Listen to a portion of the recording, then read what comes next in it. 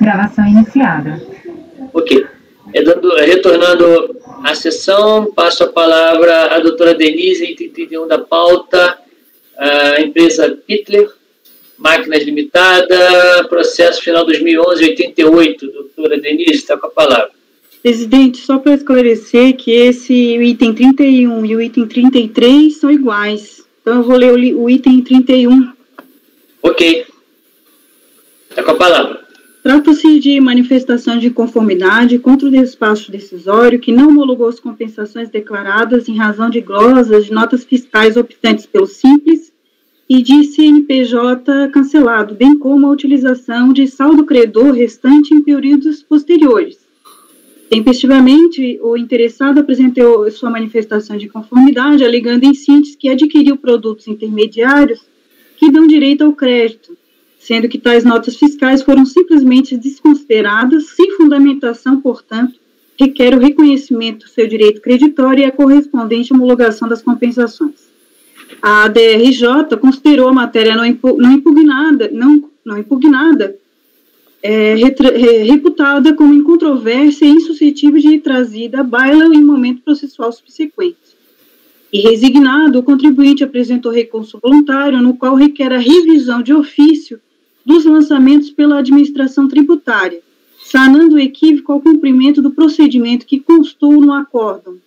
Constatada a utilização parcial ou total do saldo do RAIP, aponta no encerramento de cada trimestre a glosa à diferença encontrada. Ora, não tendo ocorrido a revisão de ofício, supriria qualquer dúvida em homenagem à busca da verdade real. Contudo, ao contrário, a simples não ocorrência, pura e simples, supriu o direito de aproveitamento do crédito sem qualquer aprofundamento, buscando a verdade real da situação real fiscal da recorrente.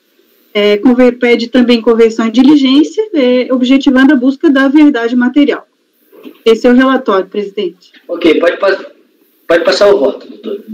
Bom, o recurso é tempestivo, no entanto, constatado que não foi atendido o pressuposto extrínseco da admissibilidade, ainda que esta seja bastante relativizada no processo administrativo fiscal, por se aplicar o princípio do formalismo moderado, mas isto não é sinônimo de desnecessidade de ser apresentado um mínimo de arrazoado dialético para combater as razões de decidir e decisão recorrida. A questão é que não se observa no recurso uma só linha impugnando especificamente o conteúdo decisório da decisão de primeira instância, para apontar o erro em procedendo ou erro em juridicando nas conclusões da decisão atacada, e então fundamentar o mínimo possível o motivo da reforma ou nulidade da decisão guerreada. Consoante acima narrado, o valor do crédito reconhecido por meio do despacho decisório foi inferior ao solicitado utilizado em razão de ter sido constatada a utilização integral ou parcial na escrita fiscal, saldo credor passivo de ressarcimento em períodos subsequentes ao trimestre de referência, até a data da apresentação do PERDICOMP, além das glosas de notas fiscais de optantes pelo Simples e CNPJ cancelar. Em sua manifestação, então, o requerente limitou-se a alegar que tais notas fiscais constituem itens nela relacionados como utilizados no processo de industrialização, mas não contesta especificamente as causas das glosas, ou seja, não identifica quais seriam essas notas fiscais de produtos intermediários que dariam direito ao crédito. Ocorre que tais esclarecimentos não possuem o cordão sequer de refutar a conclusão constante no despacho decisório proferido. Glosas de notas fiscais de optantes pelo Simples e de CNPJ cancelado. Por consequência, como não poderia ser diferente, a DRJ entendeu por julgar improcedente a manifestação de conformidade apresentada, pois a matéria não especificamente contestada é refutada como incontrovérsia e insuscetível de trazer à baila em momento processual subsequente. Aqui eu transcrevi a decisão. Pois bem, apreciando a manifestação de conformidade, o impugnante não redigiu sequer uma linha de argumentação para contestar especificamente as referidas glosas enunciadas no despacho decisório, muito menos sobre a constatação de que o saldo credor passivo de ressarcimento é inferior ao valor pleiteado, diante da utilização integral ou parcial na escrita fiscal do saldo credor passivo de ressarcimento em períodos subsequentes ao trimestre de referência até a data da apresentação do PERDICOM. Correta foi a decisão de piso em não apreciar o mérito do indeferimento. A lógica da decisão recorrida apresenta-se irretocável diante da ausência de esclarecimentos do recorrente sobre a causa das notas fiscais glosadas, por ter sido emitida por empresas optantes pelo Simples e nos restantes, nos casos por estar CNPJ cancelado. A apresentação do recurso voluntário não tem cordão de sanar a ausência de discussão da matéria em primeira instância administrativa. Todavia, ainda que assim não fosse, em seu recurso voluntário, a recorrente traz novo argumento. Diz que, por um erro, embora tenha apurado o saldo credor de IPI passivo de ressarcimento, ao fim do trimestre calendário, considerou na escrita sem a devida glosa da diferença encontrada, e por esse motivo a escrita da recorrente apresentou divergências. Não obstante, mesmo em sede de recurso voluntário, a recorrente exime-se de adentrar no mérito da discussão, limitando-se a alegações genéricas, ao final requerer a conversão dos autos em diligência, baseando-se nos princípios da razoabilidade e da verdade material. Em nenhum momento do recurso voluntário, o recorrente adentra na temática matéria não impugnada, para acatar, seja por erro improcedendo, seja por erro injudicando, onde estaria o equívoco no julgamento proferido pela decisão de piso para autorizar o conhecimento do recurso voluntário, ocasião que se analisa se foi acertada ou errada a decisão de primeira instância. Nos termos do artigo 16, inciso 3º e 17, ambos do decreto 70.235 de 72, que regula o processo administrativo fiscal, todos os motivos de fato de direito que se fundamenta a defesa deverão ser mencionados na impugnação manifestação de conformidade, considerando-se não impugnadas as matérias não expressamente contestadas. Nesse sentido, lembre-se que nos termos do artigo 14 a 17 do mesmo decreto, a fase contenciosa do processo administrativo fiscal somente se instaura com a apresentação da manifestação de conformidade, que traga as matérias expressamente contestadas, com o fundamento de fato de direito, de maneira que os argumentos submetidos à primeira instância é que delimitarão a lide. Em outras palavras, o efeito devolutivo do recurso somente pode se dizer respeito àquilo que foi decidido pela instância qual. Se o colegiado, por ausência de efetiva impugnação, não apreciou a matéria, não há o que se falar de reforma do julgado. A competência desse Conselho Administrativo de Recursos Fiscais, do artigo 25 do mesmo decreto, circunscreve-se ao julgamento de recurso de ofício e voluntários da decisão de primeira instância, bem como os recursos de natureza especial, de modo que matéria não impugnada ou não recorrida escapa à competência desse colegiado. Aqui eu junto uma jurisprudência nesse sentido, eu citei um trecho do voto que fala nesse sentido, logo, livre de convicção relatado, analisando e por mais o que dos autos consta, mantenho a íntegra da decisão recorrida, não conhecendo o recurso voluntário. Diante exposto, voto por não conhecer do recurso voluntário como voto, presidente. Ok. Tem uma observação que não dá para você manter a íntegra da decisão. Ah, se sim, você eu vou não tirar. Conhece, você não mantém nada. Sim, estou tirando aquele parágrafo, presidente. Não, você pode botar, você só não pode botar que mantém a íntegra. Não. Porque senão fica antagônico. Vamos passar a palavra ao doutor Vinícius Guimarães. Com a relatora, presidente. Doutor Walker Araújo. Com a relatora. Doutor Jorge. Manuel Antônio. Doutor José Renato. Com o relator. Doutor Corinto. Acompanhe, presidente. Doutor Rafael. Relatora. Eu também voto com o relator e gostei, porque eu nunca tinha não conhecido o recurso por falta efetivamente da famosa dialeticidade, né?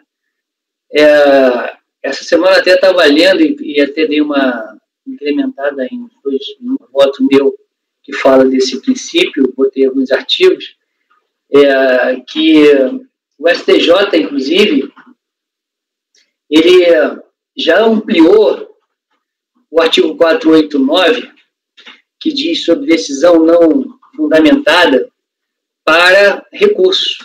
Ou seja, um recurso que não observa o 489 também é um recurso que não deve ser conhecido. E aí você tem alguns artigos do CPC, tem até um aqui que está até separado, que fala do recurso especial, que é o 932, inciso 3º, mas é específico do especial, mas você vai encontrar isso em alguns artigos de seus. E realmente, muitas das vezes a gente não fala de não conhecimento, mas a verdade é não conhecimento, porque o cara, a parte, ele tem que falar o porquê que ele quer que reforme ou anule a decisão. Bom, belo voto, e eu voto com a relatora. Então, não conhecido recurso, NCU, unanimidade. Os outros são iguais? Não, o 33 é igual, o 32 é diferente. Então, então, estou copiando esse mesmo resultado para o item 33 da pauta, que é o final 2011. Isso. Então, vamos ao item 32 da pauta. O presidente é o final 2011, 19. Está com a palavra, doutora. Tá certo. Trata-se de manifestações de inconformidade contra a decisão que reconheceu parcialmente o direito creditório pleiteado relativo ao ressarcimento de IPI do primeiro trimestre de 2006 e, por consequência, homologou em parte as compensações a ele vinculadas. O crédito foi pleiteado no montante de 98 mil, sendo reconhecidos, porém, apenas 59 mil. Segundo o despacho decisório, o valor pleiteado não foi integralmente reconhecido em face da constatação de que o saldo credor passivo de ressarcimento era inferior ao pleiteado e da utilização integral ou parcial na escrita fiscal do saldo credor passivo de ressarcimento do trimestre em períodos subsequentes até a data da apresentação do PERDICOM. Instruído o despacho decisório, os referidos demonstrativos de apuração foram disponibilizados à interessada no sítio eletrônico da RFB. Regularmente cientificada ou do despacho decisório, a interessada apresentou manifestação de inconformidade. Em síntese, aduz que o crédito não reconhecido na ordem de 37 mil é decorrente de aquisições de produtos intermediários. A DRJ, por unanimidade de votos, julgou improcedente a manifestação de conformidade em razão de fato ser diferente do alegado, dispensando a emenda por força da portaria número tal.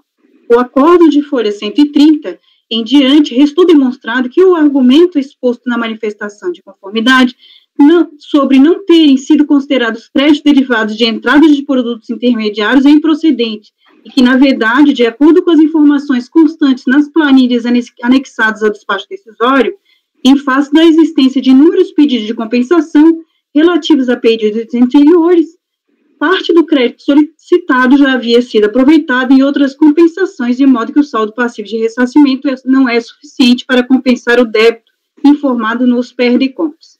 Resignada, a contribuinte apresentou um prazo legal recurso voluntário, o qual reprisou as alegações da manifestação de conformidade, de que o fisco deixou de considerar exatamente o direito creditório do contribuinte, ao ignorar o pedido de restituição realizado, as aquisições de matérias-primas consumidas no processo de industrialização, o GEA de natureza, produtos intermediários, expressamente previstos no artigo 11 da Lei 9.779 de 99. Por fim, requer o reconhecimento do seu direito creditório pleiteado em razão das notas fiscais que demonstram a existência de produtos intermediários, quais sejam as compensações declaradas pela empresa através dos PERDICOMs, integralmente homologadas como medida de justiça. Esse é o relatório, presidente. Pode passar o voto, doutora. Considerando que o recurso preenche os requisitos de admissibilidade dele, toma conhecimento, e não havendo preliminares, passo de plano ao mérito do litígio. Conforme se verifica no relatório súprada, a DRJ e Ribeirão Preto não reconheceu a totalidade do direito creditório pela contribuinte nesse processo, tendo-se fundamentado no sentido de que parte dos créditos solicitados já haviam sido aproveitados em pedidos de compensação relativos a períodos anteriores, de modo que restou constatado que o saldo credor passivo de ressarcimento é inferior ao pleiteado. Aqui eu cito, né, a decisão da Delegacia de Julgamento. Isso porque os estornos dos ressarcimentos do crédito não são débitos de IPI propriamente ditos, sujeitos à compensação escritural decorrente do princípio da não cumulatividade do imposto. Como os estornos dos ressarcimentos não são computados na apuração, Por conseguinte, os respectivos créditos devem ser excluídos do saldo inicial, sob o risco de aproveitamento e duplicidade dos mesmos. Conta do acordo as seguintes informações. Aqui ele copia e cola toda a escrita, né, todos os pedidos que foram deferidos pelo contribuinte. O saldo inicial considerado pela quinzena de julho de 2004 era 11.000, e o valor informado pela própria recorrente no PERDECOMP número tal.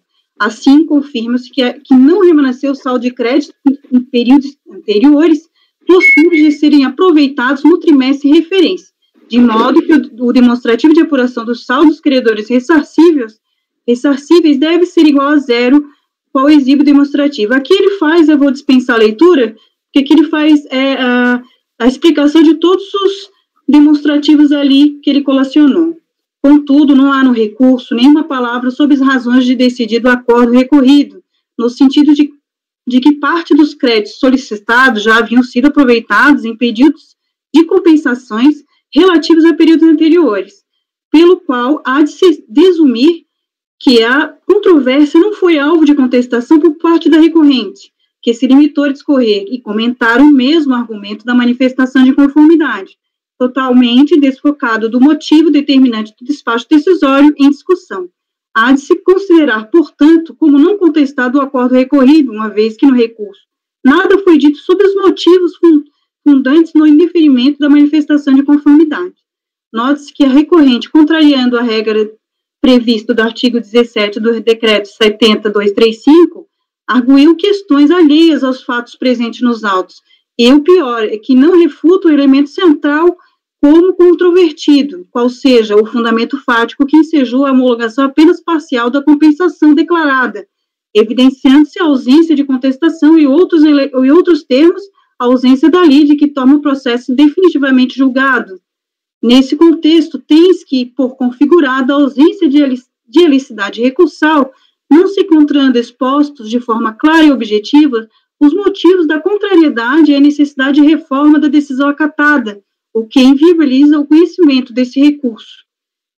Aqui eu cito uma jurisprudência sobre helicidade, com base no teor do inciso 3º do parágrafo 1º do artigo 330 do CPC, é possível constatar que se considera inepto o pedido e em que a narração dos fatos são o decorrer lógico da conclusão. Nos presentes autos, a questão restou em aberto após a decisão em primeira instância. Reafirma-se que foi somente a constatação de que o saldo credor passivo de ressarcimento é inferior ao valor pleiteado, devido à utilização integral ou parcial na escrita fiscal do saldo credor passivo de ressarcimento em períodos subsequentes até a data da apresentação do PERDECOMP.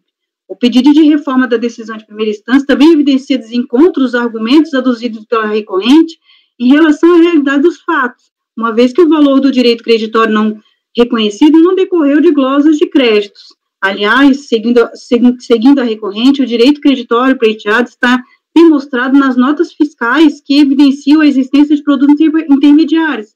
Em razão disso, os PERDECOMPs requeridos devem ser integralmente homologados. Contudo, não juntou um documento sequer para provar esse fato. Nesse sentido, não há qualquer direito a ser reconhecido, tampouco qualquer nova razão. Não restou demonstrada a fundamentação da decisão recorrida, pelo que mantém pelos seus próprios fundamentos. Diante do exposto, voto por negar provimento ao recurso. É como eu voto, presidente. Doutor Vinícius. Com a relatora, você não conheceu... Não, o outro não conheci porque a matéria não foi impugnada, ela restou em controvérsia já em primeira instância. Nesse, ele traz fundamentos que não traduz a realidade, né? É por isso que... Entendi, mas ele, na manifestação de conformidade, ele traz a impugnação efetiva. Isso, por isso que eu julguei de forma diferente esse, né? Entendi. Com a relatora. Ok, doutor Walker Araújo.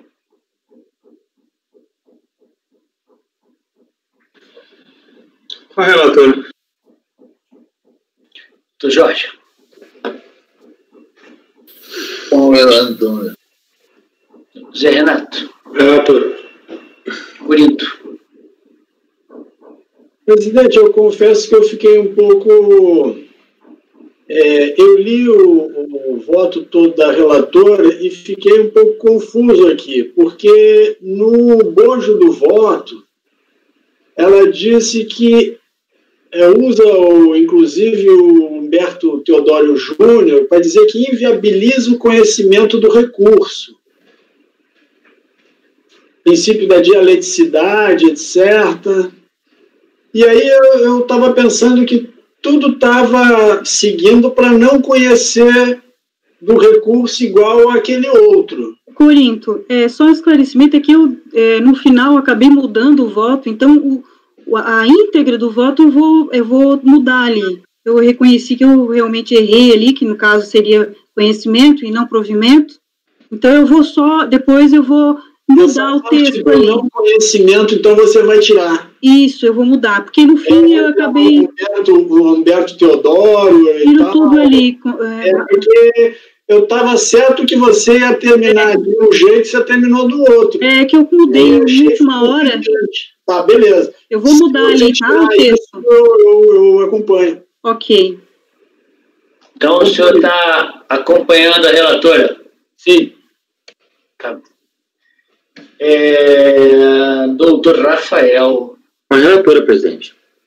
Então, eu achei bastante pertinente suas colocações, doutor Corinto, porque tudo levava a crer no não conhecimento, é verdade. Para mim, então, um pouco confuso aqui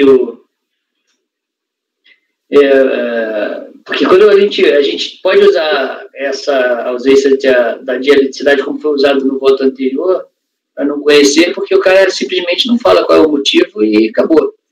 Ou apresentar provas, mas não fala nada também. O que me parece que esse processo aqui, o que você está falando, é que não tem provas. No primeiro momento, eu estou entendendo que ele não provou os fatos.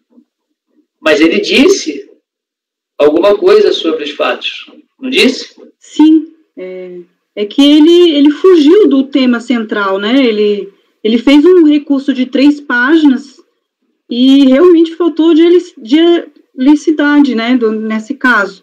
Talvez seja realmente o caso de não conhecimento também desse processo, né? Mas eu vou aguardar o restante dos votos e conforme fosse os conselheiros acharem tudo bem. Os conselheiros te acompanharam. Eu sou o único que estou querendo, assim, se for por falta de prova... Não é falta de prova, ele mudou totalmente o argumento. Ele mudou? Não é que ele mudou. Ele falou a mesma coisa na manifestação no recurso voluntário, né? Deixa eu pegar aqui, peraí. Ele falou a mesma coisa? Sim. Mas não ataca... Não ataca o motivo em si do não reconhecimento, né? Que seria o saldo foi utilizado em momentos posteriores a outros pedidos de ressarcimento. Então, na verdade, ele não está impugnando a matéria que é exatamente que está em litígio, não é isso? Isso eu acho que, na verdade, eu mudei. Então, se ele não está impugnando, eu tenho que não conhecer. Eu não conheço. Então, eu abro a divergência para não conhecer do recurso, em função de ele não ter impugnado a matéria que está em litígio. Agora só tem um detalhe. A DRJ tem um detalhezinho que é importante. O recurso voluntário é contra a decisão da DRJ. Gostaria de falar, doutor Renato. Pode falar, Renato. Não, presidente, eu estava olhando aqui, realmente não tem essa impugnação aí. Então, eu também não está declarado ainda o... Não está declarado o voto. Ainda não foi declarado o resultado. Pode ser mudado. Para mim, também, eu concordo contigo, não estou vendo essa questão aqui, não. Para mim, não foi... Ele não impugnou isso e eu não conheceria desse recurso igual o outro. Não seria isso. É só essa a pergunta que eu faço é o seguinte, na hora que a DRJ, você falou que desde a manifestação de conformidade, ele veio trazendo motivos diversos ao motivo efetivo da glosa. Isso. E aí a manifestação de conformidade, o que ela faz?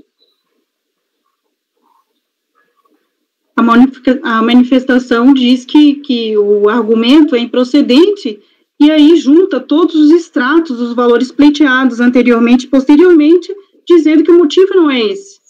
Que o motivo não é esse. Isso. Aí ele não contradiz isso. Não, ele não contradiz, ele simplesmente... Então, se ele não... Porque, veja, qual seria... É aí que a gente tem que ir. É um ponto que eu gostaria de bater com o colegiado. A gente tem que lembrar sempre que o recurso é contra a decisão da DRJ. Por mais que a decisão da DRJ esteja analisando o disparo decisório, mas o recurso é contra a decisão da DRJ. Então, quando você entra com recurso contra a decisão da DRJ, ele tem que falar por que a decisão da DRJ está errada de seguir aquele rumo. Se a decisão da DRJ está falando o seguinte, olha, o que você está alegando não tem nada a ver do motivo da glosa. O que ele tem que falar? Ele fala, não, tem a ver sim. E tem a ver por causa disso. Se ele não fizer isso, ele não está contra-argumentando. E ele está fugindo. Porque quando a gente fala assim que o recurso não é dialético, a gente tem que ter só um pouco de cuidado. Porque qualquer contra-argumentação que você traga não deixa de ser um exercício de dialeticidade.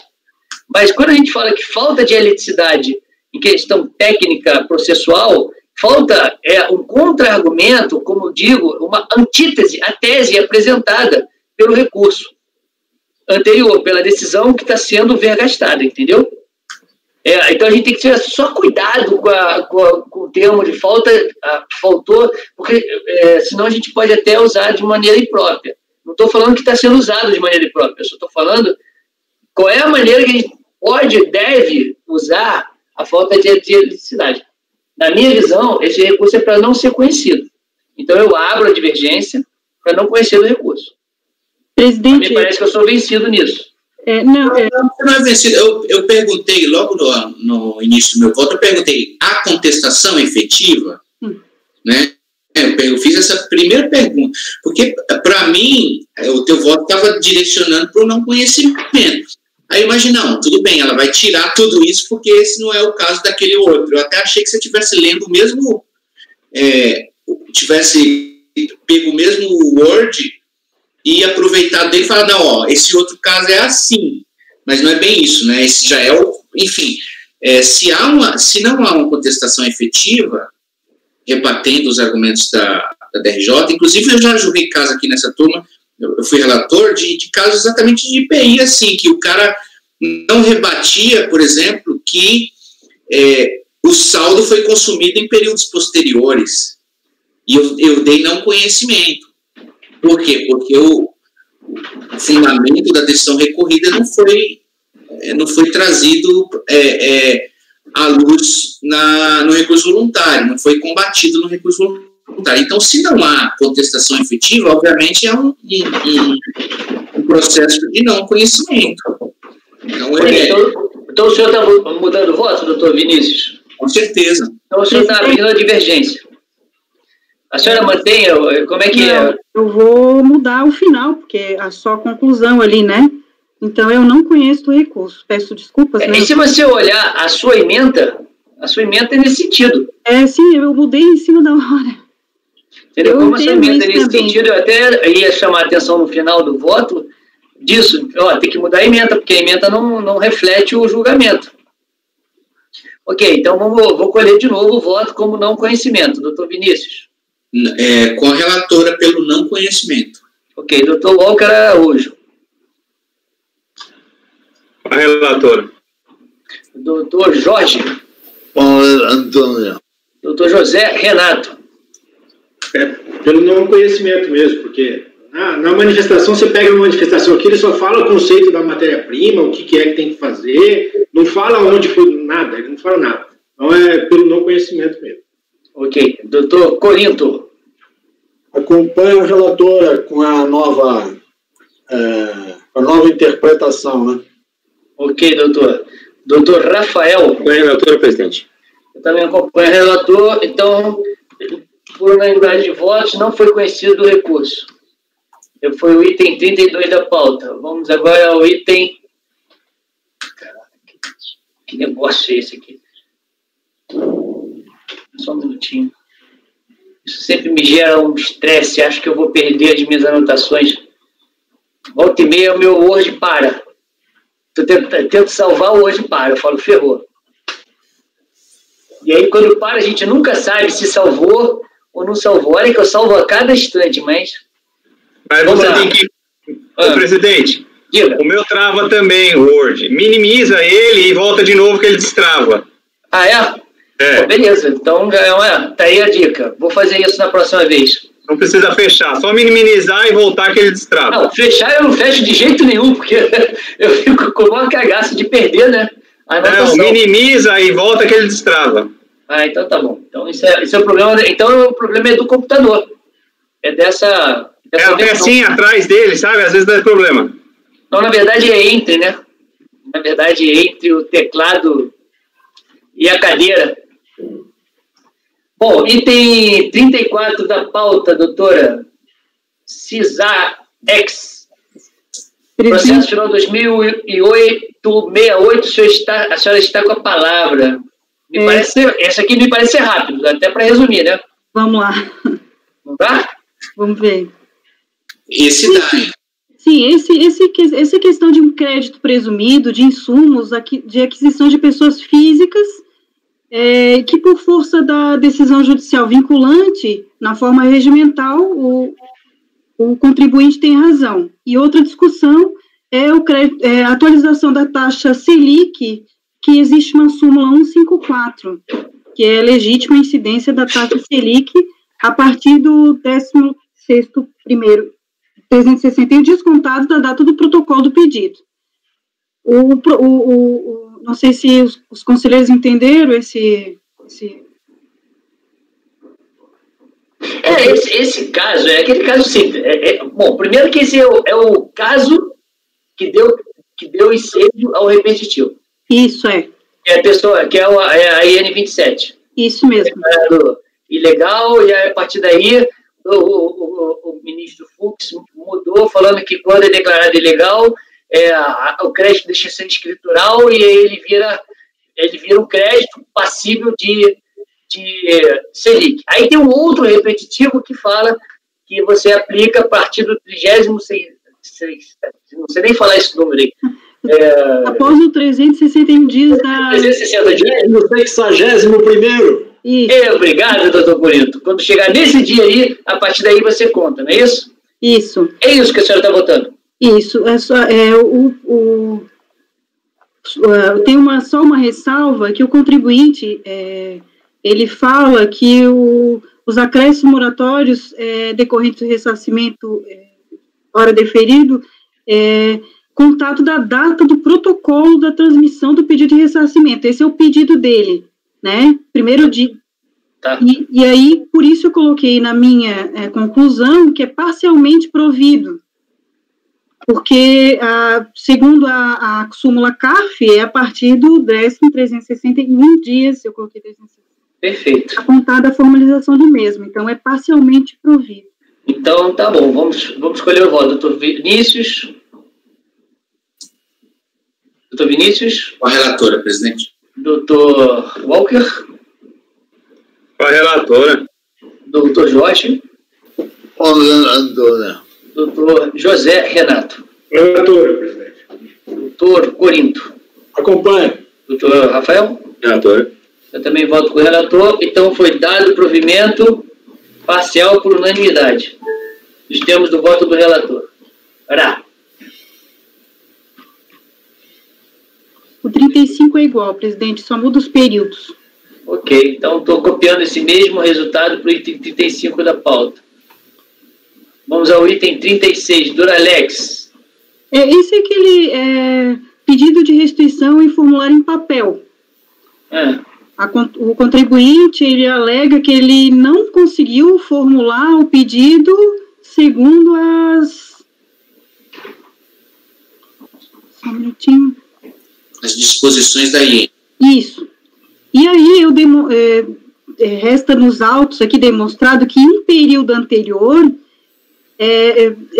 referente ao mesmo tipo de crédito, ele conseguiu formular o pedido nos moldes da IEN. Então, Por conta disso, eu voto por conhecer do recurso voluntário para, no mérito, negar-lhe provimento.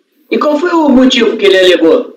Ele alegou, deixa eu pegar aqui, afirma recorrente a impossibilidade de gerar o perde-culpe, pois, à época, o código de recolhimento do indébito 0987, pagamento parcelamento, não era aceito pelos sistemas perde-culpe. Só que embaixo, eu colacionei aqui o mesmo pedido feito nos moldes da IN. Inclusive o mesmo código usado, que ele disse que ele não conseguiu fazer. Mas ele trouxe algum ato legal que impedisse isso? Não, ele não trouxe nenhum meio de prova, nem nada. Nada? Então tá bom, ok. Doutor Vinícius, como o senhor vota? Com a relatora. Doutor Walker Araújo. Com a relatora. Doutor Jorge. Com a relatora. Doutor José Renato. Com a relatora. Doutor Corinto. Relatora. Doutor Rafael. Relatora, presidente. Também voto com a relatora. Então foi negado o provimento por unanimidade, no termo do voto da relatora. Esse é um processo paradigma, então vou copiar esse mesmo resultado para os demais. É o item 37, 38, 39, vai até onde? Até o 43.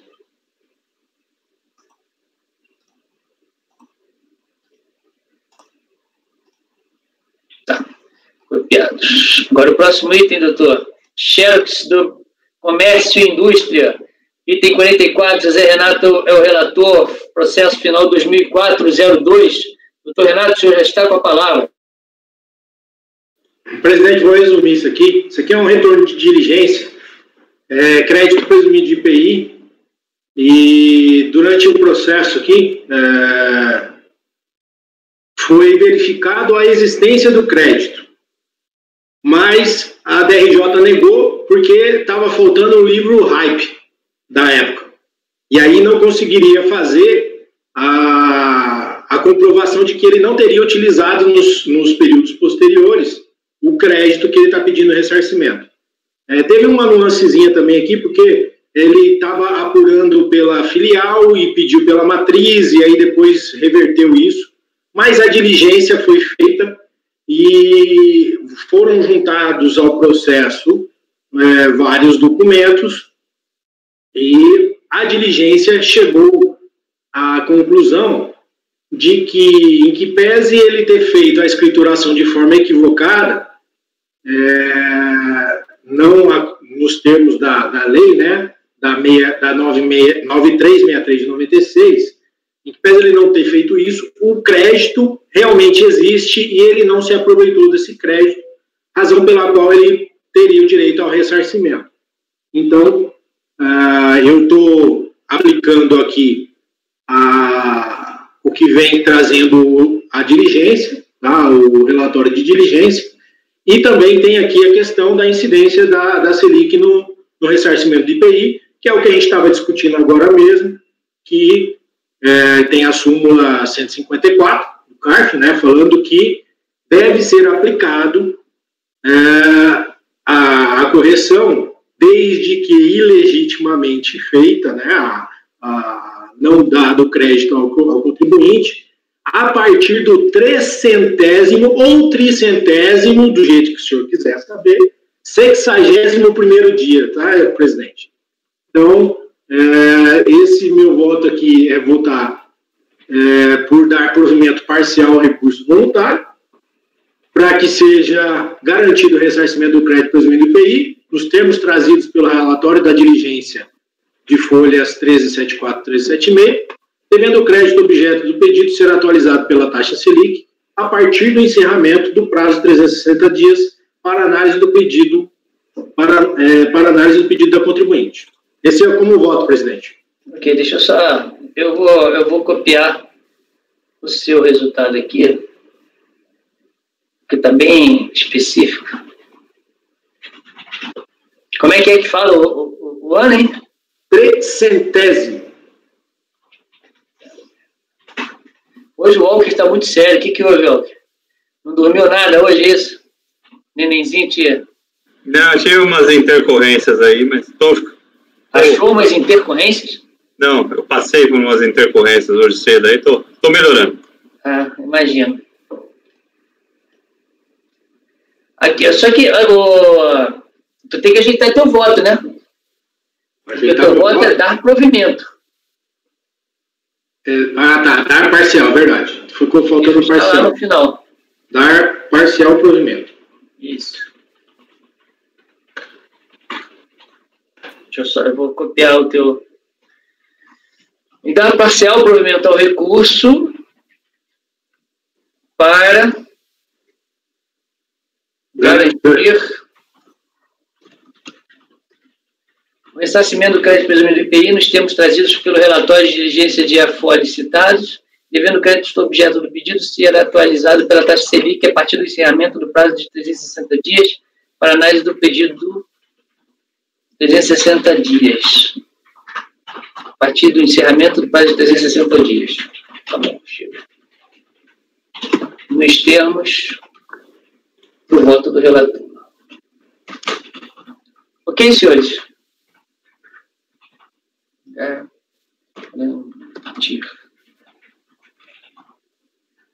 Ok, 44 votados. Doutor Rafael, item... Opa, mas peraí, eu tenho que colher os votos, né? Desculpa. É que eu anotei aqui... Doutor Vinícius. Com o relator. Doutor Walker Araújo. Walker Araújo. O relator... me esclarece uma coisa. Esse ressarcimento é pago diretamente ao contribuinte? Em espécie? Depósito, transferência? Sim. Sim, se ele pediu... Se for, ele pediu, inclusive, ele já mandou a conta, inclusive. Se não tem retorno, sim. Ele recebe direto. Não, beleza. Ele informou a conta, essas coisas assim? Crédito em conta. Com o relator. Doutor Jorge. Zé Renato é o relator. Doutor Corinto. Relator.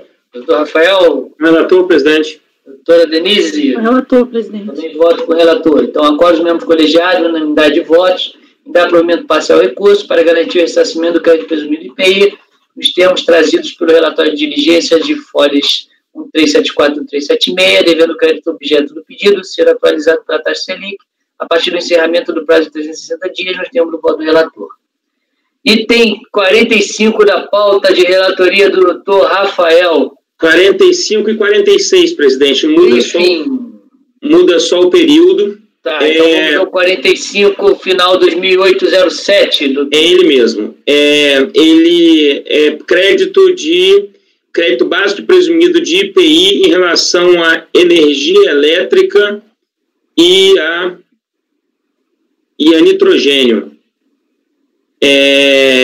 Eu aplico a súmula. Sinteticamente, a discussão gravita em torno da capacidade do nitrogênio e da energia elétrica utilizada no processo produtivo ser considerado como matéria-prima ou produto intermediário, e assim gerar crédito de IPI. Efetivamente, são tributados a alíquota zero do IPI. Todavia, a lei, quando exportado, fazem jus a crédito presumido. Nitrogênio e eletricidade. A lei que o nitrogênio participa do processo industrial, no qual a perda das propriedades originais de nitrogênio puro comprimido, inicialmente utilizado pela recorrente, tornando o nitrogênio a temperatura e pressão ambiente, após sua utilização no processo produtivo. Então, primeiro ele entra pressurizado e sai, depois utilizado despressurizado. E também é usado em transferências, inertizações, purgações e secagem. E aí fala que o nitrogênio como energia elétrica não são passíveis de enquadramento como bens do ativo permanente, razão pela qual na hora de se falar em aplicabilidade do inciso 1º do artigo 64 do RIP 2002.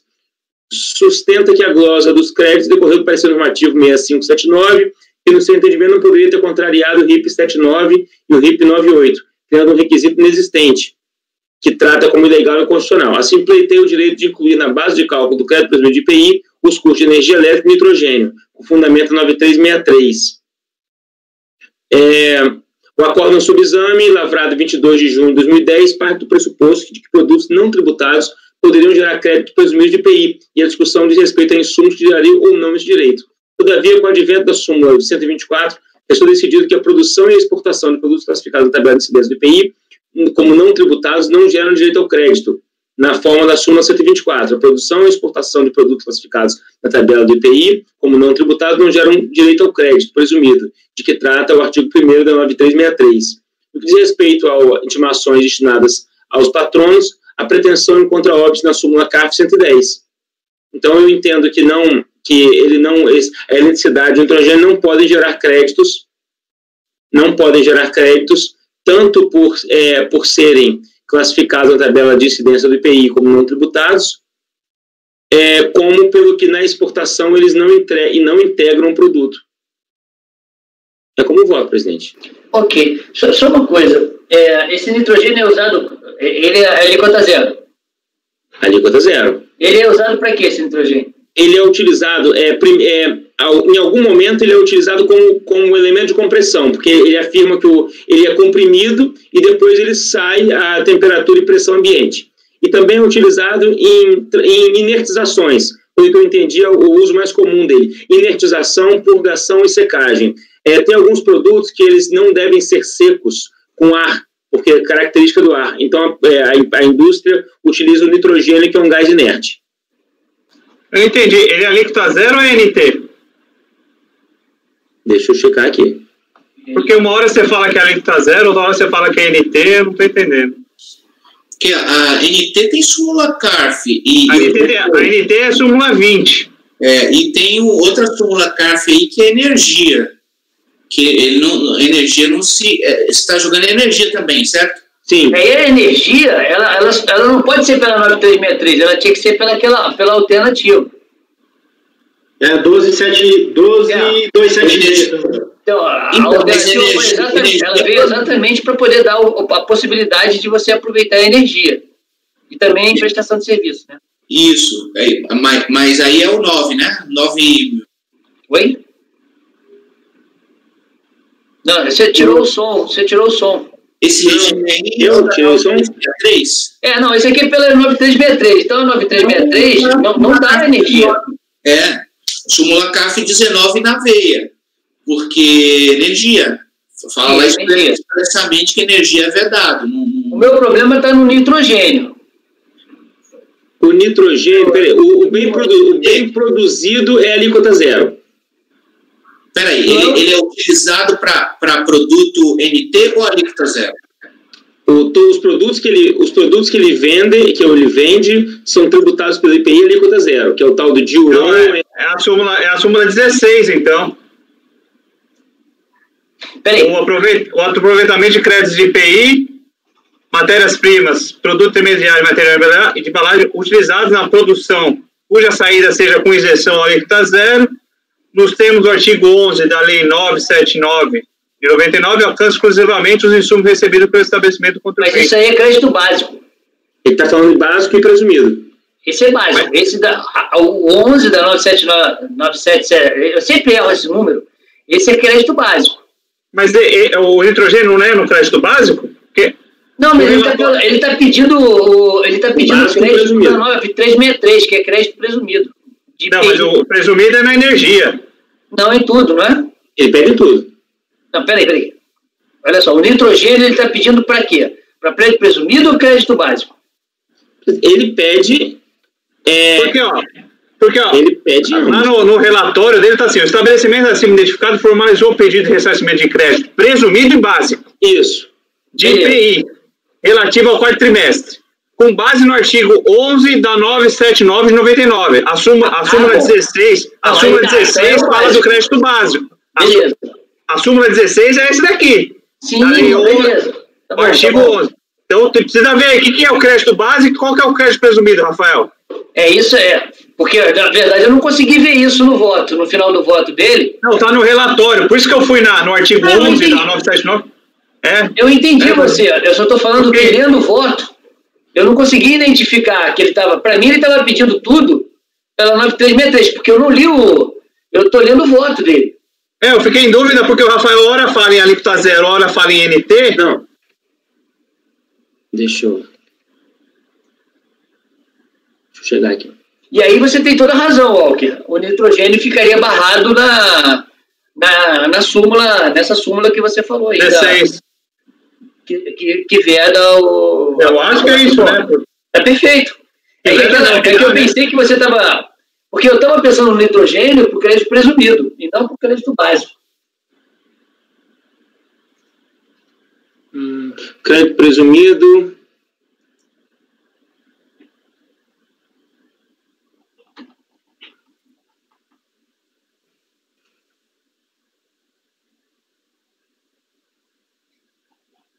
Peraí. 9363, crédito presumido, e ele foi aqui, negou com base no fato de que não é matéria-prima, produto intermediário e material de embalagem.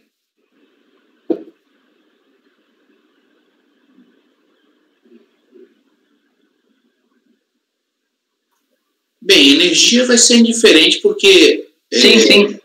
O problema está no nitrogênio para mim. Porque se for o básico, aí aplicação da súmula direto, como bem falou o doutor Walker Araújo. Agora, se você está falando do crédito presumido, aí eu não estou vendo a vedação, porque no crédito presumido, se ele é um produto... Bom, aí teria que ver se ele é um produto ligado diretamente. Teria que ver outros motivos aí. Tem que ver para que é usado. O uso é aquele uso industrial. Eu entendi, mas tem que saber se ele foi glosado como crédito básico ou crédito presumido.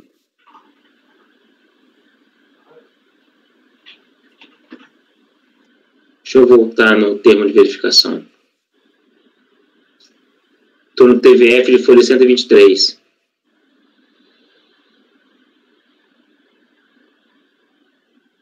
Crédito presumido. Auditoria realizada, encontrou valores divergentes do contribuinte. Nessa Decomp solicita crédito presumido apurado em 2 trimestres, ou seja, a verificação feita e controle de divergência entre os valores indicados na DCP e os constantes balancetes.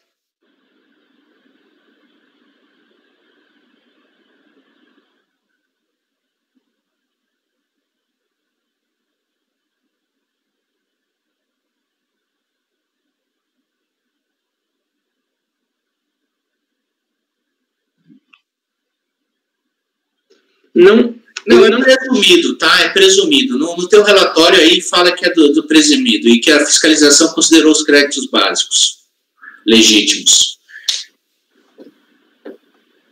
No teu relatório... Sim, estou voltando aqui. Os créditos são de créditos presumidos. Tudo presumido. Agora, eu tô vendo aqui o seguinte, o nitrogênio está sendo como energia de compressão. Mas ele afirma que a energia de compressão... Então. Exatamente, olha só. Ele fala assim, parece não compreender que por meio do contato direto do mesmo com os componentes químicos utilizados no processo produtivo, o nitrogênio puro comprimido, energia de compressão, passa a ser nitrogênio a pressão ambiente após sua utilização. Então, eu estou entendendo que ele é utilizado como energia. Mas depois de utilizado como energia, ele passa a ser esse tal de inertização. Aí ele deixa de ser... Então, eu estou entendendo que ele está sendo usado como uma fonte de energia. E se ele for utilizado como fonte de energia, aí é vedado. Não interessa se a energia é elétrica, que energia que é. Combustível... qualquer energia ela é vedada pela 9363. Ele menciona também a inertização, até na impugnação. Cabe ressaltar que em todas as etapas descritas pela fiscalização, no que tange nitrogênio, mesmo peças de propriedade originária em contato direto com o produto intermediário ou final, quer seja em transferências, inertizações, purgações ou secagens. Folha 103. Oi, Gilson. Oi. Posso falar? Claro. E aqui no... Você levantou a mão aí? Eu não vi. Levantei a mão aqui, você não viu. Mas aqui no TVF, ele fala que aonde é utilizado o nitrogênio. Ele fala que na folha 114 do E-Folha. Ele fala transferir ácido nítrico e inertizar, alimentar carbonato e catalisador de reator, secar catalisador, purgar estabilizações, purgar limpeza. Então, na verdade, aqui não seria ele utilizado como energia, não. Ele seria utilizado aqui, assim, genericamente falando, para fazer a limpeza desses negócios aqui, para tirar os gases que pode explodir, pode um monte de coisa. O que a empresa faz, ô Rafael? Ela é uma empresa química do Camaçari. Ela produz produtos químicos que eu não sei descrever exatamente o que são, mas é o Diuron.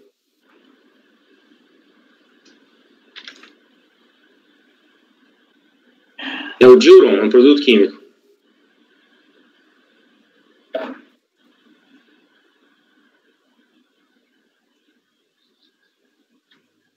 Bom, então está claro que o nitrogênio não é o nitrogênio da 9363, não é o nitrogênio do crédito básico. Primeira coisa. É isso. Está claro isso.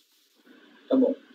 A segunda coisa que está claro é que o nitrogênio não é utilizado como fonte de energia. Ele é utilizado para outros fins. Sim. Também está claro isso no exato.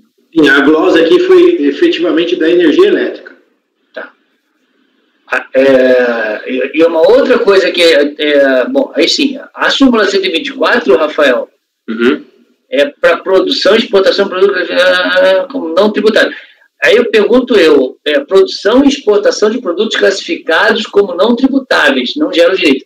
O produto que ela faz é não tributável, é isso? Olha, pelo que eu... O produto que ela faz, não o nitrogênio. O produto que ela faz é não tributável? Deixa eu voltar no relatório. No relatório, sim. Sim, porque se ela é não tributável, realmente é o 124. Vocês concordam? E aí a gente está perdendo tempo discutindo à toa. É o 20, não é que você quer? Oi? A súmula 20? Não, eu estou pensando na 124. A produção e exportação de produtos classificados como não tributários não geram direito ao crédito presumido de IPI, que trata o artigo 9363. Sim, perfeito. Mas ele tem que ver o produto que está sendo o produto, e não o nitrogênio. Não, produto. Eu saber se o produto é não tributável. Eu acho que isso o Walker até viu, não viu? O produto é não tributário? Não, eu não consegui ver. Eu perguntei para o Rafael se era produto não tributável ou era alíquota a zero, porque há tratamentos diferentes aí, né? Sim, então a gente precisa saber. É a mesma coisa. É o não tributável, não é o alíquota zero. Porque aí você está falando de NT. Sim. Porque pelo voto dele, ele trata de alíquota zero, aí ele aplica a súmula que fala de NT. Eu não entendi, porque o tratamento é distinto. Até porque a alíquota zero, você pode aumentar a alíquota a qualquer momento, né? Sim, essa é a diferença. E o NT, não. O NT você não pode aumentar a qualquer momento. Vai ter que mudar lá Vai ter que mudar a lei. É diferente. A maneira é diferente. Pode seguir o julgamento, presidente? Eu faço vista e mesa isso aqui? Eu vou pedir o julgamento. Você está falando desse processo? Desse processo só. Bom. Então, vamos suspender o julgamento desse processo da Xerox. Se quiser dar um intervalo também. Briefing, desculpa, é que eu estava com a Xerox aberta. Que é do POM, na verdade. Tá, o 45 e 46 são iguais? A ideia é sumir do período. Tá, então eu vou deixar os dois suspensos. 45 e 46. Vou deixar os dois suspensos para um momento posterior, ok? Sim. Então, o próximo processo é do Dr. Jorge Lima Abud, Dana Spicer Indústria, 58, 2008-63 é o número do processo. O senhor já está com a palavra, doutor. Presidente, obrigado para facilitar. Tem 3 processos idênticos, Dana e os 2 adquiridos. Na verdade, Eu não entendi, Jorge. Você disse que tem 3, mas eu só estou vendo 1 da Dana. Não, é que a Dana, ela incorporou a Ecrim. Ecrim está na sequência. A Ecrim, tá. O 61 e 62. Exatamente. Entendi. Tá bom. Bom, o bolso é o mesmo, então tem um detalhe que você explicou no final. Eu vou ler o voto da Dana. Tá bom. Então o senhor está com a palavra. Obrigado.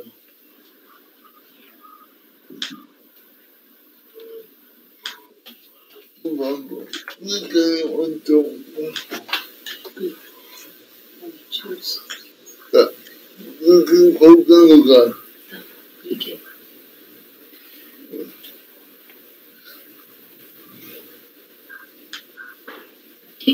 Isso. Demas Price Indústria e Comercial de Autopegas Limitada. Voto. O recurso voluntário é tempestivo. Da controvérsia. O recurso voluntário apresenta as seguintes questões. Do cerceamento de defesa. Das razões de glosa dos créditos. Hipótese 01. Crédito não admitido em razão do CEF ou B do produto. A questão posta na jurisprudência e na doutrina. Crédito de IPI. Todavia, na manifestação de inconformidade, e folhas 0205, foi trazida apenas a seguinte questão. Do cerceamento de defesa. É trazida a legislação pertinente à matéria que dispensa a leitura por ser de conhecimento da turma. Portanto, não se toma conhecimento das seguintes questões. Das razões de glosa dos créditos. Hipótese 01, a questão posta na jurisprudência e na doutrina. Faça-se análise. Trato presente e procede. Diga, Jorge. Pode seguir? Pode seguir. Ok. Isso de requerimento, formulado via Pierre de Coupe, transmitido em 30 de agosto de 2005, por meio do qual o contribuinte assim identificado reivindica, para fins de compensação, suposto direito creditório apontado como sendo correspondente a ressarcimento de IPI, referente ao 4º trimestre de 2004. A DRF São Bernardo do Campo, por meio de despacho decisório eletrônico, reconheceu parcela do direito creditório pleiteado, no valor de R$ 62.000, e, consequentemente, honorou apenas em parte a compensação declarada. O débito consolidado foi composto da seguinte forma. Verificou-se 2 motivos, a saber, uma insuficiência de crédito, uma vez que pela informação constante no despacho decisório demonstrativo de um saldo credor do período anterior no valor de R$ 7.000, sendo que o valor informado pela empresa em sua conta foi de R$ 204.000. Os globos de créditos não ressarcíveis que totalizaram R$ 600.000. O interessado apresentou manifestação de inconformidade. Aponta que esta divergência provavelmente decorre das glosas praticadas na análise do crédito relativo ao 4º trimestre de 2003, objeto do processo de final 89, as quais não puderam ser contestadas naquele processo, porque o contribuinte não teria conseguido acessar as informações complementares detalhadas a respeito desse crédito, o que caracteriza cerceamento de defesa e deve motivar a anulação do despacho decisório para que seja proferido outro em seu lugar. Tópico do cerceamento de defesa é alegado às folhas 05 do recurso voluntário. Cabe preliminarmente reiterar os fundamentos de nulidade da glosa efetuada que deu origem à manifestação de inconformidade, uma vez que esta divergência de valores decorre provavelmente da decisão de inconformidade relativa ao crédito apresentado no 4º trimestre de 2003, cujos motivos da glosa não foram levados ao conhecimento da recorrente, uma vez que as informações complementares não foram disponibilizadas no site da SRF. Por este motivo, restou prejudicada a manifestação em relação à glosa do crédito do IPI. Diante da ausência de informações complementares que originaram a redução do crédito da impugnante, que deveriam estar disponíveis junto ao site da Secretaria da Receita Federal, quando da decisão de inconformidade do processo de crédito de final 89. Fica flagrante o cerceamento de defesa para fins de manifestação da inconformidade, uma vez que o órgão da administração pública não liberou acesso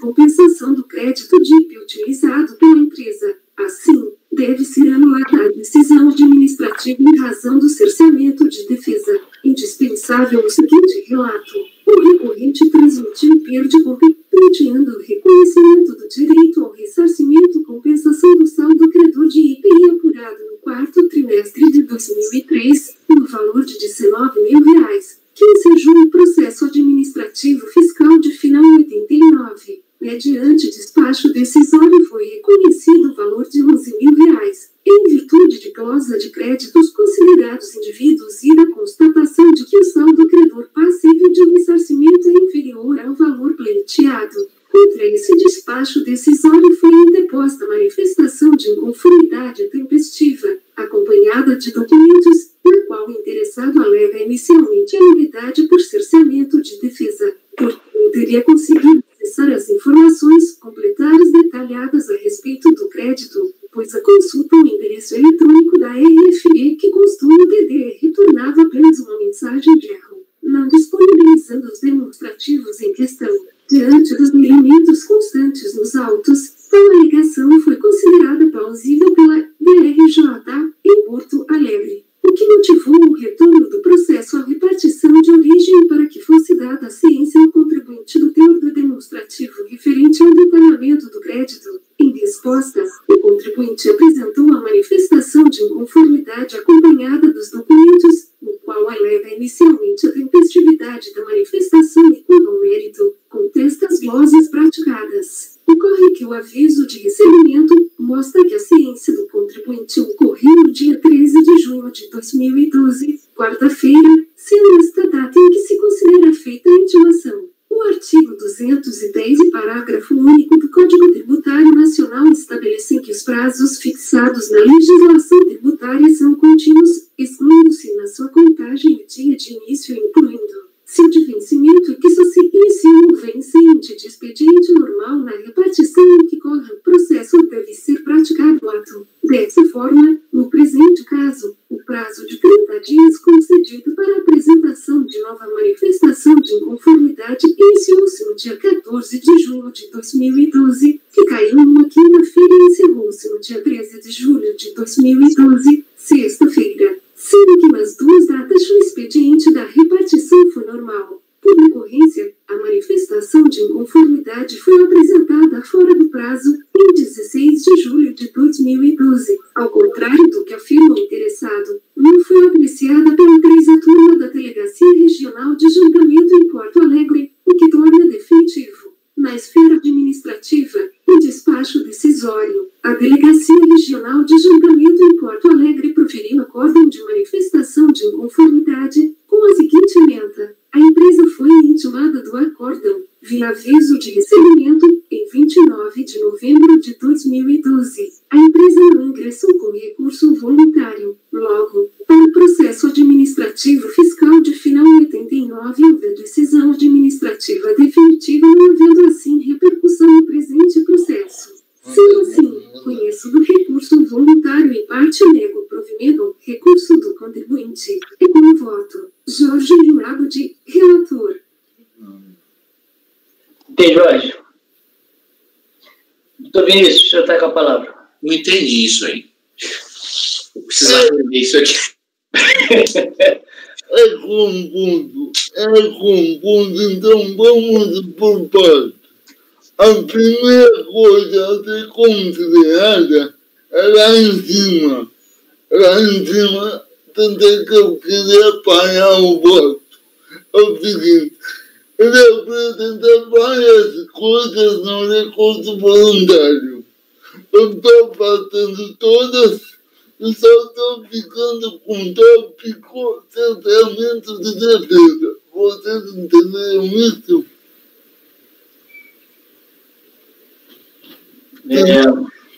Senão não dá para continuar. Peraí, Jorge.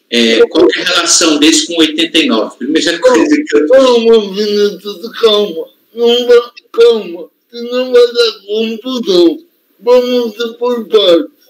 Vocês entenderam que eu estou passando todos os tópicos do recurso voluntário e só estou ficando com um que é o tratamento de defesa. Se vocês não entenderam isso, não dá para continuar o voto. Mas na sua conclusão você não deixa isso claro, você chega, você nega provimento. Ah, mas você conhece em parte? Eu não estou falando. Conheço em parte, tudo bem, tudo bem. Não. Tá, prossiga, Jorge. Bom, então o único tópico que a analisar é o tratamento de defesa. O que ele está falando? Ele está falando o seguinte: olha, eu tenho um crédito no processo de final 89 que pode ser aproveitado aqui. É isso que ele quer. Quer dizer, você nem precisava falar tudo isso, então, né, Jorge? Se você não está conhecendo o resto, só cerceamento de defesa, você não precisava entrar nessa historinha toda aí do 89. Não. Até porque, Vinícius? Você não entendeu? Não. É isso que ele está falando no tratamento de defesa, Vinícius. É isso que ele está falando na página 5, que eu transcrevo no voto. Tá, mas cerceamento de defesa no outro processo, ele está alegando? Exatamente. Mas você não está julgando o outro, então é uma matéria estranha a esse processo. Ele quer a repercussão aqui, Vinícius. Ele quer tirar o crédito que está lá para cá, Vinícius. Essa é a tese dele.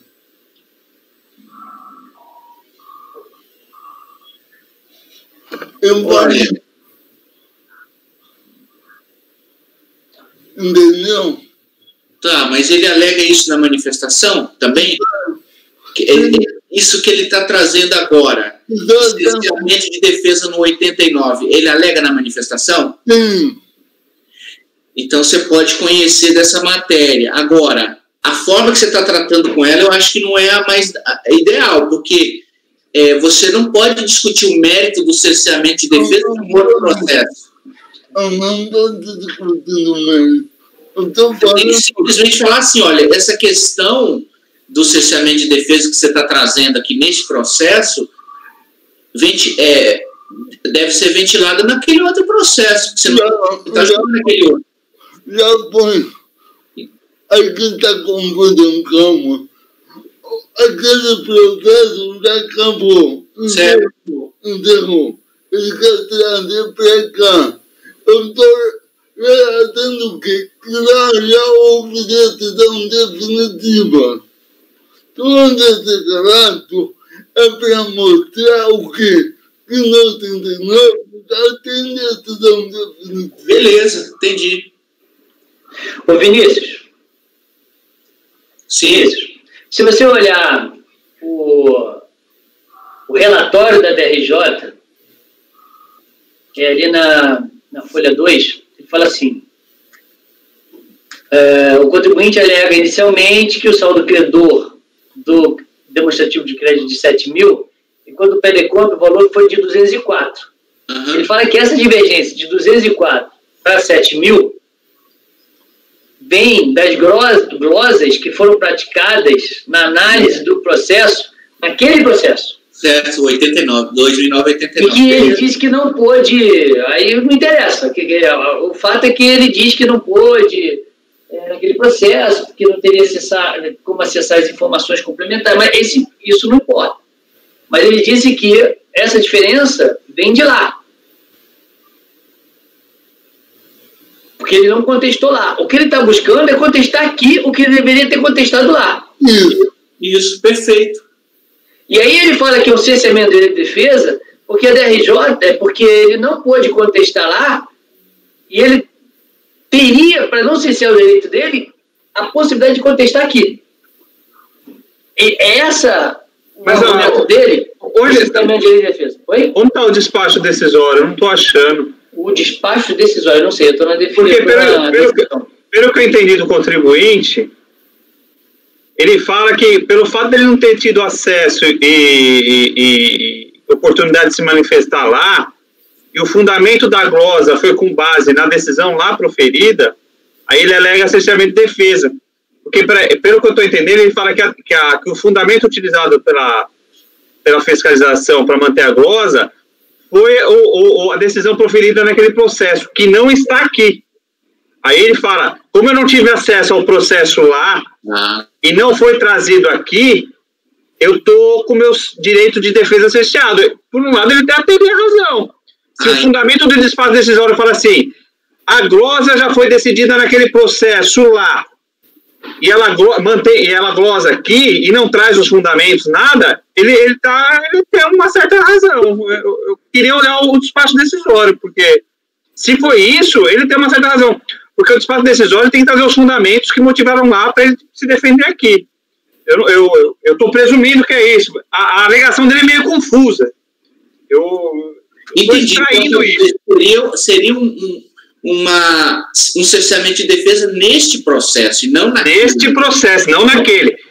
O cerceamento de defesa é porque ele não teve acesso àquele processo e o despacho decisório utilizou o fundamento de lá para manter a glosa aqui. Então é fundamental ver exatamente isso. Eu acho que é isso. Eu estou interpretando dessa forma. Não sei. Eu estou olhando sumariamente. Na verdade, eu não estou nem conseguindo olhar direito, mas vamos lá. Eu vou ver Olha só, o despacho decisório, eu tô com ele aqui, ó. Quais as folhas, presidente, que eu não achei? O despacho decisório, ele está na manifestação de conformidade, você clica nela. Ela é a folha... Está bem nomeado, né? Oi? Está bem nomeado, né? Na manifestação de conformidade é a folha 5. Está bem nomeado, para achar é fácil. Não é fácil, verdade não é. Ele diz assim, é um despacho eletrônico, né?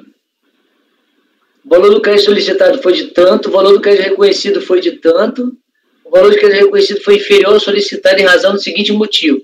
Constatação de que o saldo do credor passivo de ressarcimento é inferior ao pleiteado. Ocorrência de glosas de crédito considerados indevidos em procedimento fiscal. O crédito foi suficiente em razão... número do processo do crédito é o 11... Qual é o número desse processo aqui? 2008-63, deixa eu ver se é esse aqui, 2008-63. Aqui não está dizendo nada do outro processo, não. A fundamentação é aquela fundamentação...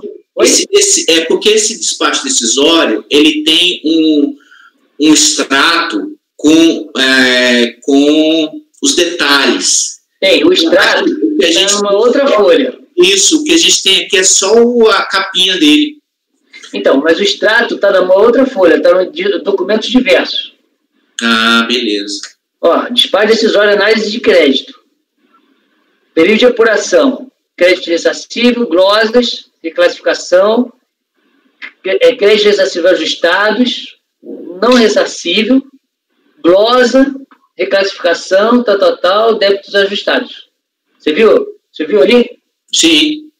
Então, é esse demonstrativo que você está falando. Não é isso? Isso. Então, o crédito foi o 62.378, então, pelo que eu entendi.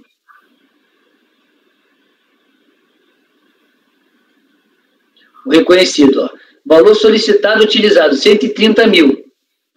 Valor reconhecido, 62 mil.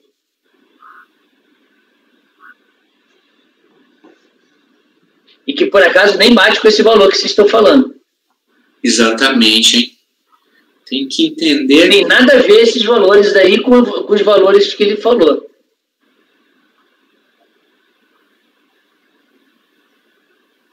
Qual é o valor que eu falei? 62. Nem com... Deixa eu ver se o PLComp é esse. 4.007. Esse mesmo. Se você olhar a manifestação de conformidade, é esse mesmo, 3.000. Dá uma olhada lá no último item, na última página desse débito consolidado, vai falar demonstrativo do crédito reconhecido para cada PLComp. Tá vendo? Vocês viram? Isso. Isso. Agora você pega a página 2 da manifestação de conformidade, que ele fala do PER.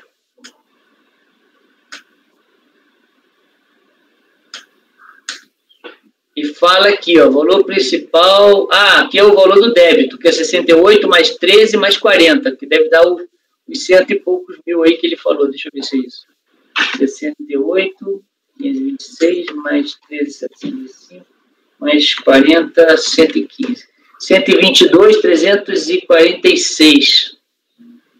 130, não sei de onde ele... Não sei como ele chegou nesses valores aqui.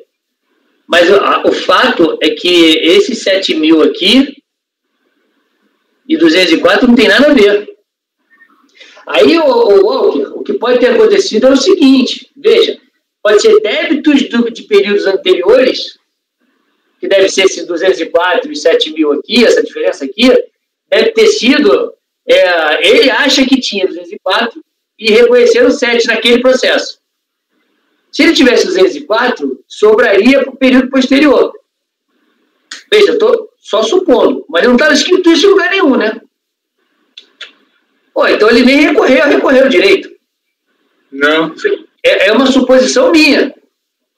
Para entender, para até poder, como é que se fala, ajudar a tese de cerceamento de direito de defesa nesse processo, eu teria que entender isso. Entender que aquele não foi. Agora, veja bem, não é isso que está não é isso que está no despacho decisório. Aqui eu já negaria por falta de provas. Ele não provou que tem o direito, pô. E ele só alegou. Não, mas não pode. Oi? Mas não pode falar do direito. Não, aqui não, porque ele só fala de cerceamento de direito de defesa. Precluso. O que a gente vai ter que falar aqui teve cerceamento de direito de defesa ou não? É só isso. Só isso. E aí é isso que o juiz tem que falar. Eu estou vendo cerceamento de direito de defesa, não estou vendo cerceamento de direito de defesa. É isso que ele tem que falar. Porque se teve cerceamento de direito de defesa, o que vai ter que fazer? Vai ter que afastar a decisão.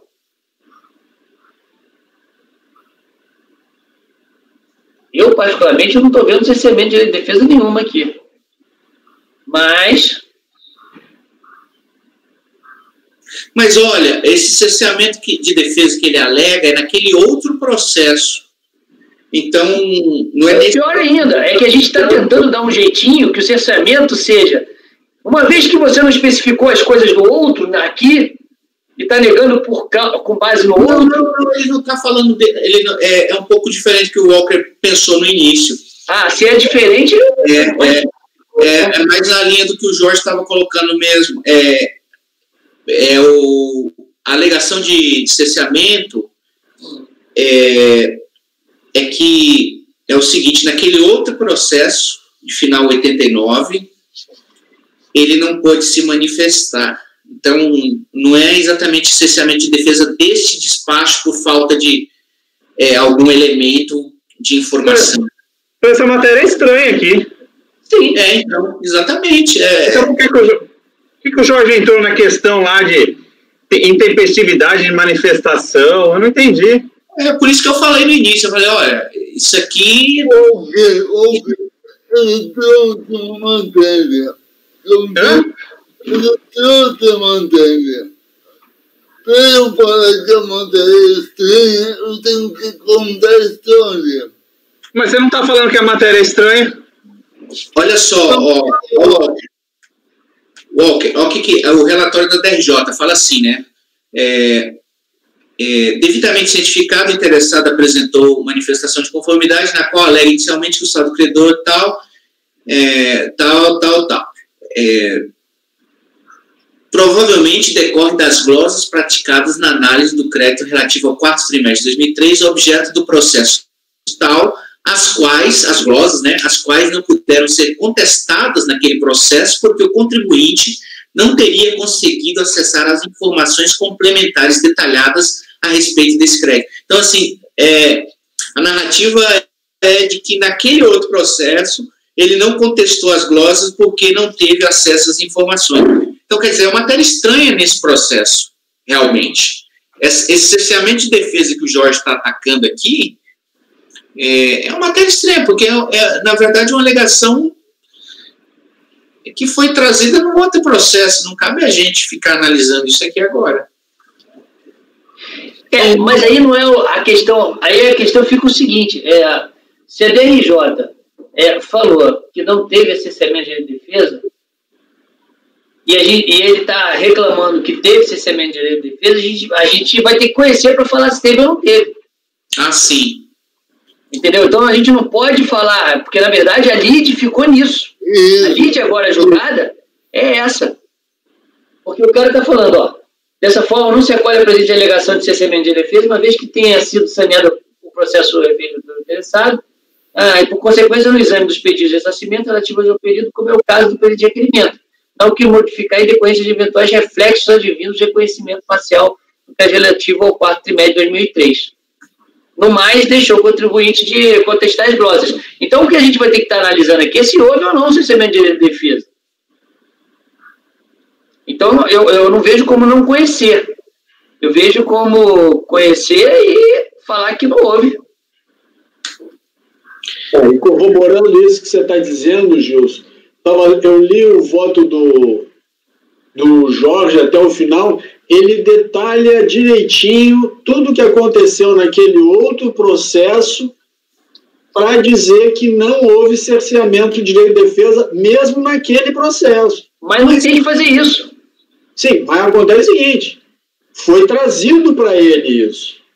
Mas veja bem, não entendi. Foi trazido isso para ele. Mesmo o obter dictum está aqui, está no voto dele. Tá bom, ele pode deixar no voto dele, mas eu acho que ele não teria que enfrentar isso. É histórico disso. E aí, no final, ele diz o seguinte, lá naquele processo, teve decisão adversa e não há repercussão neste processo aqui. Perfeito. Não, tudo bem. Não tem repercussão. Na verdade, o que está definido lá não vai afetar aqui, né? Não é que não houve repercussão. Veja bem, se tem sempre tem repercussão. Porque quando você está falando do crédito de IPI, pode ter saldo de períodos anteriores. Então, pode ter repercussão. Aliás, é isso que até tem repercussão.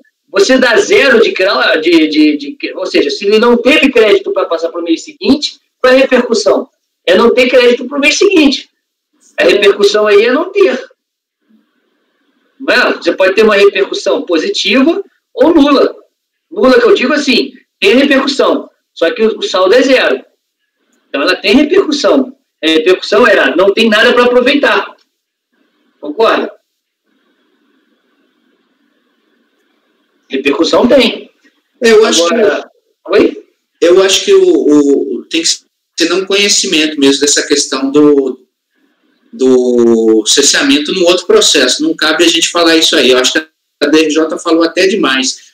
Acho que ela tinha que falar o seguinte, o outro processo é uma decisão que se exaure nela mesma, não tem como mudá-la. Então, eventuais reflexos que viessem a ocorrer daquele processo neste é exatamente de zero crédito. Sim, Vinícius, mas olha só, eu acho que na hora que ele traz aqui a discussão, falando assim, olha, mas você tem que rever a decisão lá no outro processo, porque isso vai cercear meu direito de defesa, a gente vai estar falando aqui, não, a gente não tem que rever isso, porque já foi definitivo. Então a gente acaba conhecendo para falar isso. Beleza, isso, beleza.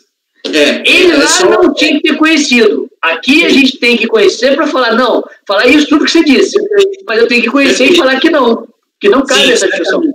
Verdade. É só uma questão técnica, veja. É terminológica, digamos, porque realmente a gente conhece, mas não enfrenta. Exatamente. Beleza. Essa é a minha ideia. E nega também por falta de provas, né? Ou não? Não, para aí. Só tem essa matéria. Então é isso mesmo. As outras ele já afastou, né? Conhecimento. As outras ele não impugnou. Entendi. Ele não impugnou nenhuma glosa, não impugnou nada. Entendeu? Perfeito. Jorge, como é que você vai encaminhar o voto?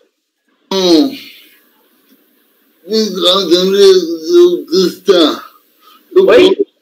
Eu permaneço com meu voto e mundo ao final. Tiro aquele do não repercussão. Encontro uma palavra mais apropriada. Digo que não teve efeitos, alguma coisa assim. Mas, Jorge, você está... no final das contas, você entende dessa forma que a análise em si da questão, se houve ou não necessariamente de defesa, não é uma questão que a gente tem que julgar aqui. Sim. Beleza. Então, com o relator. Porque a gente não vai julgar se houve ou não necessariamente de defesa lá. A gente não pode falar isso. Porque realmente, se você olhar o despacho decisório, a manifestação tal, ninguém está falando efetivamente que ele teve cerceamento nesse processo. Não está sendo isso. E mais ainda, o despacho decisório não fala nada disso. Concordo. Assim, ele não menciona o outro processo, ele não fala nada. É que, pela primeira leitura que eu tinha feito, eu tinha entendido isso. Não, que era um entendimento bastante razoável, né? Eu acho que deveria ter sido esse. Para entrar com pedidos de cerceamento de defesa, você só pode pensar que era isso, né? Na verdade, esse era o pedido para ser feito, né? Sim, concordo com você. Porque talvez. Não, eu estou falando assim, talvez, porque não foi o motivo do indeferimento, né, na verdade. Não, sim. Mas então, talvez pudesse ser uma alegação. Pudesse ser uma alegação. Então, o senhor está mantendo, então, não conhecendo o recurso voluntário e negando o provimento ao recurso. Correto. Conhecendo parcialmente, não é? Porque tem aquelas outras matérias que o cara não tinha impugnado. Aí você não conhece. Parcialmente. Então tá bom. Então é conhecendo parcialmente, ok. Doutor Vinícius. Como relator. Doutor Walker. Eu vou com o relator. Eu só queria pedir para o Jorge. É difícil falar isso, mas é porque confunde, cara. Você abre aspas aí, você põe essas bolinhas assim, e às vezes eu não sei se você está abrindo um tópico ou você está dando a aspa para fazer a citação de alguma coisa. Eu fiquei confuso logo no começo quando você fala assim: todavia a manifestação de conformidade foi trazida apenas a seguinte questão. Aí tem uma bola, né, do cerceamento de direito de defesa. Aí você vem em artigo 17. Eu penso que você está tratando tudo do assunto. Aí eu fiquei confuso. Aí lá embaixo você volta para o cerceamento de defesa. Eu me confundi com essas bolinhas, assim, essas citações. Uma que você não põe em itálico, né, para dizer que é uma citação. Parece que é um texto que você está escrevendo. Quando a citação tem está numa letra diferente, ó. Mas seria bom você colocar itálico para destacar que é uma citação. Porque às vezes parece que é o texto, eu me confundo todo. É ignorância da minha parte. Eu devo ser muito ignorante para não entender, mas tudo bem. De modo algum. Eu vou obrigado pela sugestão. Se colocar o itálico ali já vai ajudar a nossa viabilização aqui. Mas tudo bem, eu vou acompanhar. Ok, doutor. Doutor José Renato. Presidente, eu vou com o relator, mas assim, tem mais um processo desse daqui, né? Tem dois, né? Então esse daqui, e isso aqui não vai se aplicar àquele outro não, porque a gente estava discutindo aquele outro, pelo que está aparecendo aí também, né? Calma. Peraí, eu não entendi nada. A gente está julgando esse aqui, que outro que você está falando? Não, mas porque está falando aí que ele trouxe toda uma argumentação que teoricamente foi o cerceamento de defesa dele num outro processo. Sim. Não é esse próximo que a gente vai julgar? Só para a gente ter uma ideia. O outro processo já morreu. Beleza. Tranquilo. Com o relator. Ok. Doutor Corinto. Com o relator. Doutor Rafael. Relator, presidente. Doutora Denise. Com o relator, presidente. Também voto com o relator. Então, foi conhecido em parte e na parte conhecida foi negada. Esse é o item 58. Você disse que o ECLIN do Brasil é a mesma coisa?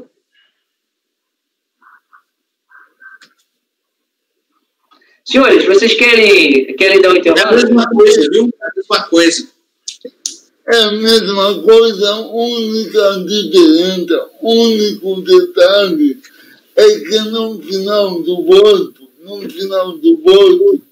ele fala que vai entrar com uma ação judicial. E eu estou explicando que até agora não houve nenhuma juntada no voto de nenhuma ação judicial. É isso. Bom, você está dando essa informação apenas no voto. Isso. Então você também não conhece igualzinho, ele também está reclamando de cerceamento de defesa do outro processo, tudo bonitinho. Então tá bom. Alguém vai mudar o voto? Bom, então estou copiando o mesmo resultado do processo no item 58, processo final 2008-63, para os itens 61 da empresa ECLIN e 62 também da empresa ECLIN e itens 61 e 62, processos respectivos de 2009-12 e 2009-23, é isso? Ok. Senhores, vamos a um intervalo. Eu peço para a Patrícia suspender a gravação, por favor.